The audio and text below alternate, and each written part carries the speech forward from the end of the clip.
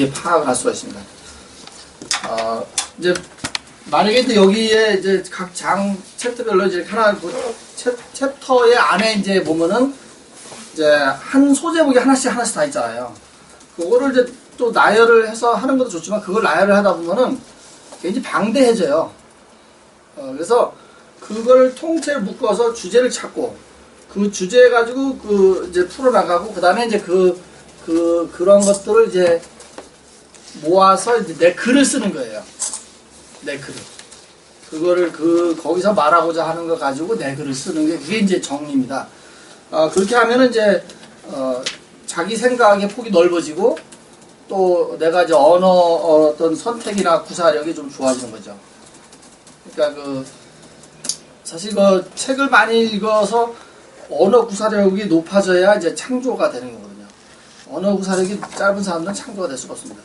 똑같은 독서 기법을 배워가지고 적용하는데 어떤 아이는 똑같은 걸 배워서 글을 쓰라면 어떤 아이는 글을 정말 풍부하게 잘 쓰는데 똑같은 글에도 어떤 아이는 허접하게 보일 수가 있어요. 그게 뭐냐면 책을 많이 읽은 아이하고 안 읽은 아이하고 언어 선택에서 차이가 나는 거예요. 그래서 우리가 이제 그런 거를 끊임없이 내가 그 구성 요소 하나하나 가지고 내가 이제 글을 이제 써보기 시작하면은 그게 이제 나타나는 거죠. 그게. 그래서 그것이 이제 정리라는 거예요. 그래서 이렇게 주제를 하나하나 묶어서 하나, 둘, 셋, 네 개 주제를 묶어서 또 큰 주제를 또 이제 만드는 거예요. 이 주제를 만들어 놓으면은 이게 이제 이 책이 이 파트가 무엇을 말하는지 딱 나오죠. 그러면 이제 그거 가지고 내가 내 생각을 쭉 여기 책에 있는 것을 해가지고 쓸 수가 있어요. 그래서 그게 이제 정리입니다, 사실은. 그렇게 정리를 하면은 이제 남이 보기도 좀 편하고, 또 내가 또 어디 가서 설명하기도 편합니다. 근데 만약에 그걸 나열식으로 널어놓으면은, 굉장히 좀 지루함이 있을 수가 있죠. 그래서, 자, 그러면 제가 이거 이제 그럼 나는 어떻게 했나 한번 볼게요. 뭐 이게 정답이라는 건 아니에요. 다 자기 나름의 정리가 있으니까. 자, 자유분수 자유해가지고 이 챕터 3죠. 저는 여기서 주제를 하나 찾은 거예요. 좀 키울까요? 챕터 3에서는 제가 이제 주제를 이렇게 찾았어요. 잡동사니 집착은 과거의 향수에 젖어있게 하며 그것은 인생의 정서적, 심리적, 물리적 필요로 자신이 처지만 더 비참하게 만든다. 이제 이렇게 챕터 3에서는 이제 주제를 이렇게 찾았어요. 이렇게 찾아서 이제 이 안에 여기 소 제목이 이 안에 다 들어있는 거예요, 사실은요. 네. 그 하나하나를 다 보면은 그게 그렇게 찾았고요. 그 다음에 이제 챕터 4에서는 이렇게 찾았어요. 변화는 삶을 움직이는데 여기 소제목 이제 챕터 제목 자체가 잡동사의 변화에 대한 두려움이잖아요. 변화는 삶을 움직이는데 있는 원천인데 잡동사를 가득 차면 집착과 미래에 대한 불안만 증폭시켜 변화시키기 어렵다. 인생의 변화를 받아들이는 순간 행복감은 저절로다. 요 말 속에 그 소제목들이 다 사실 들어가 있습니다. 이게 요렇게 자꾸 찾은 연습을 해야 돼요. 그 다음에 이제 다 챕터 보면은 5 보면은 여기 중독이잖아요. 그래서 잡동사에는 중독성이 강해서 변화를 외면하고 자신을 방하려고 안간힘을 쓴다. 그 결과 과거에 사로잡혀 있다. 굉장히 어렵죠. 중독성이 어려워요. 사실은. 저도 또한 마찬가지입니다. 보지도 않는 자료 엄청 쌓았어요. 막 그거 봐야지. 실제 얼마 전에 보니까 작년 1월달 것이야. 작년 1월달. 그걸 왜 쌓아놨는지 모르겠어요. 중요하다고 생각했기 때문에. 그때 중요했지. 그래서 버려야지. 1년 동안 안 봤잖아요. 변화가 없었어요, 이거. 그죠? 싹 정리합니다, 저. 이 서랍에 여기 정리할 게 많습니다. 열어보니까. 거긴 연애 편지 없어요. 연애 편지 없습니다. 8년 전에 끝났어. 끝났어. 자, 그 다음에 이제, 6번째 이제 주제를 이렇게 찾았어요. 여기는 이제 잡동사를 비우면 마음의 창이 투명해진다 했잖아요. 그러면 물건에 집착하는 사람은 삶 자체에 또 다른 소유물로 보기 때문에 삶 자체를, 그러니까 인생을 객관적으로 바라볼 수가 없대요. 그러니까 인생을 좀 더 지금 나를 관조적인 입장에서 이게 객관적으로 좀 봐야 되는데 사실 이게 쉽지가 않죠. 네. 그래서 우리는 거울을 자꾸 이렇게 뒤다보라고 그러는 거죠. 제가 지금 사진을 그 메일에 그 파일에 넣어놓은 거 다 버렸는데요. 저는 저를 갖다가 찍은 게 많아요. 뻘개 볼게요. 위에다 대고 이렇게 찍은 게 많아요. 왜요? 나를 보기 위해서. 아, 나를 보기 위해서. 저는 그게 그 지금 이사한 데는 그 거울이 없어요. 저 화장실에 이거밖에 없는데 전에는 이 요만한 벽에 이 전면 유리를 내가 설치했어요. 그걸 뗄 수가 없어요. 그걸 떼서 움직일 수가 없어서 그냥 그대로 놔뒀는데요. 그러면 여기 제가 이렇게 잠에 일어나자마자 이 거울을 먼저 봤습니다. 그때는 항상 그 모습이 머리카락이 삐진 모습부터 뭐 그렇잖아요. 그걸 사실 찍어서 저장해 놓은 게 많았어요. 빨개 벗고 자는 스타일이라서 그게 있잖아요. 그것도 중독이 아니야, 그것도? 아니 그게 나의 변화. 나는 내가 맨날 이렇게 거울을 보면서 아침마다 그게 예치는 게 있었어요. 그 잘생겼다는 걸 무지개 외쳤어요. 그러니까 나는 이해하네요. 이건 중독이 아니에요. 이게 왜냐면 중독 이상. 사이코. 중독 산을 넘어버린다. 본인이 되는 거 아니야 어디? 어디 가야 되는 거 아니야? 영상 나랑 같이 가게. 여기네. 그게 아니라 이제 내 자신이 그렇게 하다 보니까 진짜 잘생겨 보이더라고. 항상 보면 어디 가서 그래서 나는 정말 항상 어디 가서도 이렇게 잘생겼다는 말을 그렇게 서슴없이 했었어요.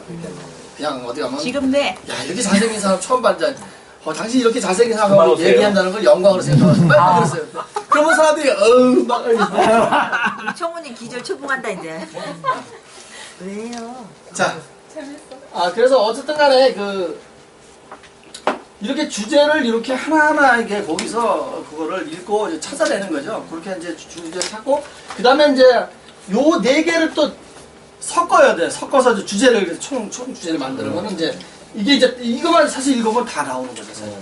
써보시면 인간은 변화 속에 살고, 삶의 원천인 변화를 통해 삶의 태도나 인간관계, 신념 등을 새롭게 발견하고, 삶을 객관적으로 볼 수 있는 힘을 가질 수 있다. 아까 그 나온 얘기들잖아요. 그죠?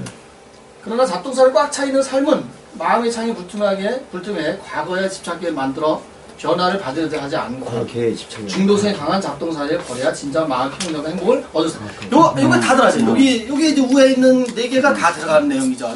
이게 정리하는 거예요. 요게 이제 한 주제를 나오는 거죠. 그런 다음에 이걸 가지고 이제 글을 쓰는 거예요. 나의 생각을 어떻게 이 책의 내용과 접목을 하는 거죠. 자, 보세요. 이건 하나의 글입니다. 글. 이거는, 보세요. 이건 하나의 글이에요. 자, 우리는 과거에 있었던 사람들을 종종 본다. 보죠. 많이 있잖아요. 그지 왜 나를 보고 있어. 과거에 좋아했댔잖아. 거기 보는 게 아니라 나 사시야, 사시. 8년 동안 품고 있었대나. 그러지. 그러한 사람들을 보면 앞으로 전진하지 못하고 변화를 받으려 하지 않는다. 결국에는 과거에 대한 동경 내지 향수병에 걸려 삶의 원천을 변화를 이해하지 못하고 헌신자서 부정하는 경향을 보인다. 과거에 대한 그리움이 짙을수록 자신을 처지가 더 비참하고 초라한 모습만 보인다. 여기 이 문장이 내 생각과 여기 글에 있는 거 단어 구성 요소를 하나하나 찾아가지고 엮은 거예요. 이 글이 요 위에 문장이 보시면은 요 말도 있어요. 그죠? 그 다음에 요 말도 있어요. 그 다음에 요 말도 있고 원천적인 변화도 있습니다. 그러니까 이 구성 요소를 가지고 내 생각을 이렇게 글로다가 쭉 이을 수가 있는 거예요. 이게 이제 정리거든요. 이게 정리죠. 요거를 1년만 하면은 이제 엄청난 사람이 되는 겁니다. 그 다음에 인생에 주기적으로 자연스럽게 찾아오는 변화를 거스지 않는다면, 우리 하이런 스미스 책에서 옛날에 그 성공 관리 그 10가지 법칙. 그 10가지 법칙 우리 했을 때 자연의 섭리를 거스르지 말라 그랬어요. 중력의 법칙 얘기하면서 뭐라 했어요? 자, 만장일치여서 중력의 법칙을 우리는 없는 걸 합시다 해가지고선 옥상에 5층에 가서 다 뛰어내립시다 해서 뛰어냈더니 뭐만 남다 했어요? 흔적만. 네, 바닥에 지저분한 흔적만 남는다 그랬잖아요. 그죠? 그러니까 그와 마찬가지로 내가 스스로 그 변화를 거스르면 안 되는 거죠. 네. 불편한 감정은 물살이 빠른 것처럼 강처럼 우리를 빠져날 것이다. 이럴 때만이 과거의 족쇄로부터 풀려나서 현재에 몰입할 수 있다는 거예요. 현재에 몰입을 안 하면 안 돼요. 현재에 몰입하는 것은 우리가 인생에 누릴 수 있는 유일한 안식이요 미래를 이어갈 수 있는 디딤돌이 될 수 있다. 자, 그럼 여기서 이 책에서 나온 문장을 볼까요? 불편한 감정. 그 다음에 변화를 거스르는 거, 그 다음에 물살이 빨리 강처럼 가는 거, 그 다음에 현재 몰입. 이겁니다. 나머지 내가 엮은 거죠. 그죠? 이렇게 찾는 거예요, 이렇게. 그 다음에, 어젯밤에 나도 이거 한 거예요, 어젯밤에. 그러면 인생은 잡동사니로 가득 찬 박물관이 아니다. 아까 나왔죠?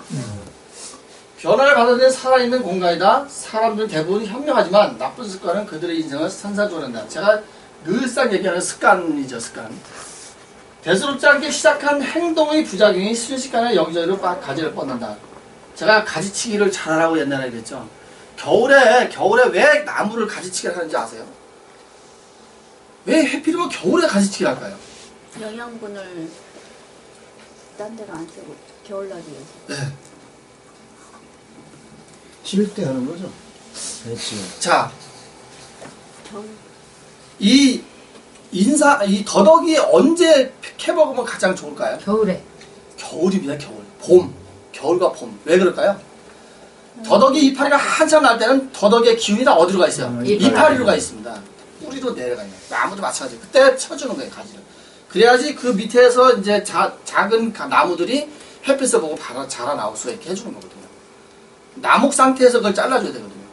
그러니까 사람이 그 가지치기를 잘해야 돼요. 내가 마음속에 있는 거를 탐욕이나 어떤 거를 가지치기를 잘못하면은 어떤 사람이 될까요? 그 히틀러 같은 사람이 되는 거죠. 그 사람 사상에서는 올바르죠. 그 사람 사상에 볼 때. 그러나 세계 전체로 볼 때는 사상이 올바르지 않은 겁니다.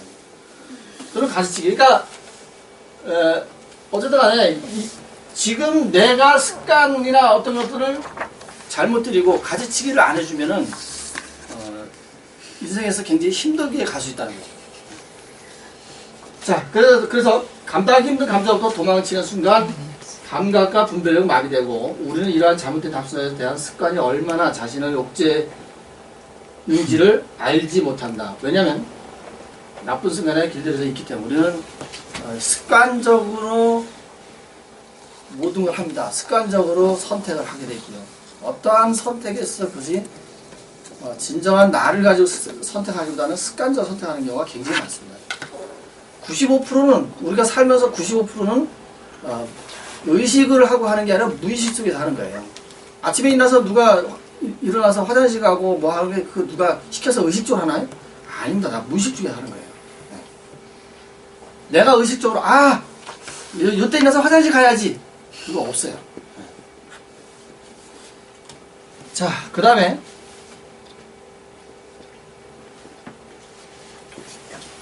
자, 그 다음 보세요. 내가 왜 이거를 이렇게 쭉 보여주는 거냐면 이 3, 4, 5, 6장에서 구성 요소를 찾아가지고 이렇게 글을 쓴 거를 내가 이렇게 한번 해보는 것이 어떠냐고 해서 보여주는 거예요. 그러면 고통스럽다도 과거에 입은 상처 때문에 자신이 그런 슬픔을 느끼고 있다는 현실을 받아들이고 지난 날은 돌아오지 않는다. 이거 진짜 중요한 거죠. 콘크리트. 네, 콘크리트예요. 네, 우리가 하려 스미스에서 이거 했잖아요. 이 앞에 여기서 내가 70년을 봤을 때 여기 35이다. 여기에 지나간 시간은 이미 콘크리트로 친 거랑 똑같아요. 굳어져 있는 거예요. 이거를 깰 수가 없는 거죠. 다만 내가 인생을 살아가는데 현재 미래로 넘어가는데 이 현재 시점에서 미래로 넘어가는데 피드백만 받는 거예요. 그것만 존재하는 겁니다. 여기에 얽매여가지고는 앞으로 나갈 수가 없는 거예요. 현재 여기 이 현재 프레젠트라는 게 뭡니까? 프레젠트. 선물도 되는 거다. 현재도 되고 선물도. 그죠? 발음에 따라서. 그래서 이 지난날 돌아오지 않는 이거를 인정해야 되는 거죠.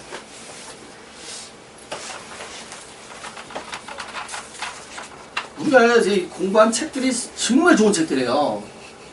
거의 그 이용각 씨 요번에 그 브라이언 트레이시의 성경 목표 성취 있잖아요. 그 책 가지고 막 독서 모임 한다고 막 아주 대대적으로 광고를 하고 있어요. 우리는 2년 전에 다 마스터 했잖아요. 그래서 거기다 내가 글을 올렸더니 나한테 그걸 벌써 하셨어요? 그 책이 언제 책인데 그걸 벌써 하셨냐고. 자, 읽었는데 생각이 안 자, 그다음에 변화를 밀어내지 말고, 이거 중요하죠. 변화를 밀어내지 말고 받아들여야 돼요. 받아들이고 미련을 떨쳐버릴 수 있는 사람은 바로 자신. 이게 누가 해주는 게 아무도 누가 해 못해요. 자신이 할 수 있지, 자신. 정말 자신만이 할 수 있는 겁니다. 어느 누구도 할 수가 없어요. 이거. 자신, 바로 미련을 떨쳐버릴 수 있는 사람은 자신뿐이지 누가 대신 해줄 수가 없는 거예요. 그렇게 과거의 단절을 시도해 뚫고 지나가면 자유로움과 마음의 평정은 자연스레 가슴 파고든다. 제가 인용한 말입니다. 여기 보셔. 이거죠. 돌아오지 않는 이거 하고, 이거 하고, 밀어내지 말고 받아들이는 거. 나머지는 제가 엮은 거잖아요. 그러니까 이렇게 구성 요소를 찾아서 이제 엮으면 되는 거죠. 또 있습니다. 이게 제가 좀 예를 들어주려고 좀 많이 좀 했어요. 나는 말하고 싶다. 우리는 매 순간 가치 있고 보석 같은 순간. 제가 그때 파우스트 얘기하면서 순간 얘기했었죠. 순간아 멈추어라. 내 모습이 너무 아름답구나. 그 얘기 한 적 있었죠. 그 순간이라는 게 얼마나 중요한가 하는 대목이에요. 그 말은요. 정말 순간이라는 게 기가 막히게 중요한 거죠. 저는 그래서 육감이라는 말을 많이 해요. 오감을 얘기를 하는데 저는 육감을 많이 하는데 그 육감 중에 하나를 저는 순간 찰나라고 보거든요. 찰나. 우리가 스쳐 지나가는 순간 그 찰나가 그거를 육감 저 하나를 더 넣어서 그게 우리가 책 속에서 행간에 있는 내용을 찾으라는 것도 하나의 육감 중에 하나가 그 스쳐 지나가는 것들이에요. 순간 책을 읽을 때 딱 그 스쳐가는 거 있죠. 교수님 그거 있잖아요. 그걸 바로 적어놓지 않으면은 떠나가는 거죠. 그건 하나의 어떤 걸로도 캐치될 수 없는 육감이라고 저는 보기 때문에 오감이 아니라 육감이라고 저는 느껴요. 자, 그래서 이제 차라리 저런 것이 현명하다. 그래야 눈앞에 벌어지는 보석 같은 순간을 놓치지 않을 것이다. 괴테의 파우스트의 순간아 멈춰라. 내 모습이 아름답구나라는 구절이. 이것은 지금 이 순간 얼마나 소중한지를 단적으로 말하는 구절이다. 과거의 행복은 추억이며 특정한 순간에 복사본을 일으킨다. 새로운 순간은 신선하고 생동감 넘치고 벅찬 감동입니다. 현재의 순간은 당신이 갈망하던 당신이 진정으로 살아 숨쉰다는 느낌을 선물할 것이다. 아주 너무 좋죠? 네, 좋습니다. 이거 강의한 새잖아요. 그러니까 지금 저는 거기 카페 들어가서 보려고 지금 생각 중에 있어요. 이거 강의한 만들면 되신 거예요. 카페 올려. 자, 나는 말하고 싶다. 내가 진짜 말하고 싶은 거예요. 나는 말하고 싶다. 변화의 바다에 자신을 던져라. 제가 늘상 얘기하는 게 뭐였어요?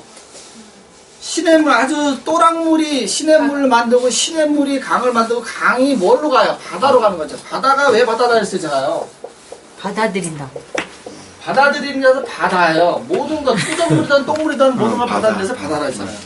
일리가 있어. 이 바닷속은 겉으로 볼 때는 어떨 때는 파도가 치지만 어떨 때 겉으로 볼 때는 잔잔한 것 같지만 그 물속에 유속은 엄청나게 빠른다. 그 안에는요. 이루 말할 수 없을 때로 우리가 한강에서 떨어져 죽었는데 1시간 뒤에 어디가 있어? 저 밑에. 저 밑에 가서 있잖아요. 근데 겉으로 보서는 흐름이 천천히 같은데 그 유속은 무지하게 빨리 그 안에서 요동을 치고 있는 거예요. 그래서 물고기들이 끊임없이 뭘 해야 돼요?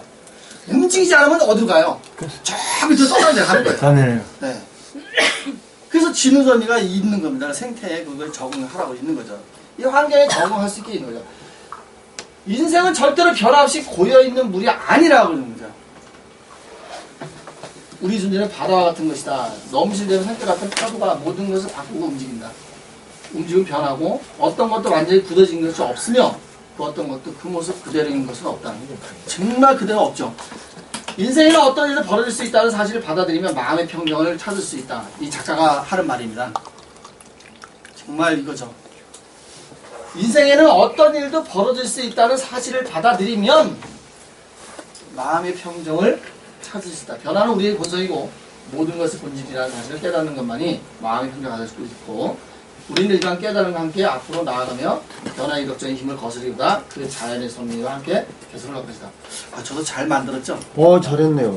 참 잘했어요. 네, 의장님 쪽에서 참 잘했어요. 아, 5개. 자, 이제 2개인가 3개 남았을 거예요. 제가 왜 보여주는지를 이 챕부터 4개 가지고 어제 글이 그럼 언제 때 그때? 얼마든지 나올 수 있다는 걸 대박이야. 제가 보여드리는 거예요. 그러네요. 또 자, 그러니까 나는 말하고 싶다. 선수야. 당신은 변화무쌍한 존재라고 당신만큼 당신의 경험을 제대로 이해하는 사람은 없다고. 아무도 이해해주고 아무도 저기 안 해요. 자기 자신이. 나죠, 나. 나는 누구인가. 완전히 나를 보고 오늘 완전 강연을 하고. 당신의 삶은 당신의 뭐에 의해서? 과거의 선택에 의해서 여기에 와 있는 거예요. 누가 선택을 강요한 것도 아니에요. 선택은 당신의 의지에 따라 달라질 수 있고 이따가 의지에 따라 달라질 수 있고 문제는 대부분의 선택이 습관에 따라 이루어진다는 사실이고 지금 이 순간 당신의 인생에서 벌어지는 일을 직시한다면 이미 습관을 깨기 시작하는 거예요. 변화는 바로 그것 당신 눈앞에 항상 대기하고 있다는 거예요.